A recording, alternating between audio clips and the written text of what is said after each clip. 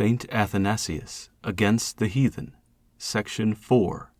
The gradual abasement of the soul from truth to falsehood by the abuse of her freedom of choice.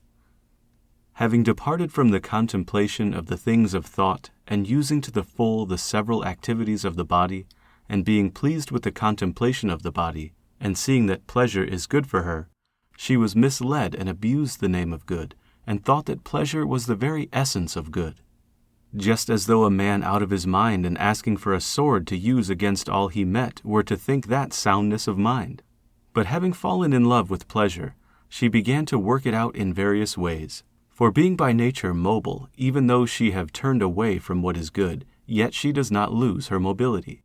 She moves then no longer according to virtue or so as to see God, but imagining false things, she makes a novel use of her power, abusing it as a means to the pleasures she has devised, since she is after all made with power over herself.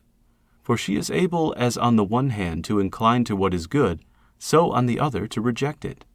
But in rejecting the good she of course entertains the thought of what is opposed to it, for she cannot at all cease from movement, being, as I said before, mobile by nature. And knowing her own power over herself, she sees that she is able to use the members of her body in either direction, both toward what is or toward what is not.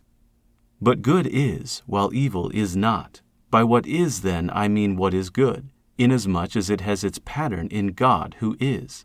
But by what is not, I mean what is evil, insofar as it consists in a false imagination in the thoughts of men. For though the body has eyes so as to see creation, and by its entirely harmonious construction to recognize the Creator, and ears to listen to the divine oracles and the laws of God, and hands both to perform works of necessity and to raise to God in prayer. Yet the soul, departing from the contemplation of what is good and from moving in its sphere, wanders away and moves toward its contraries. Then seeing, as I said before, and abusing her power, she has perceived that she can move the members of the body also in an opposite way. And so, instead of beholding the creation, she turns the eye to lusts, showing that she has this power too, and thinking that by the mere fact of moving she is maintaining her own dignity, and is doing no sin in doing as she pleases, not knowing that she is made not merely to move, but to move in the right direction.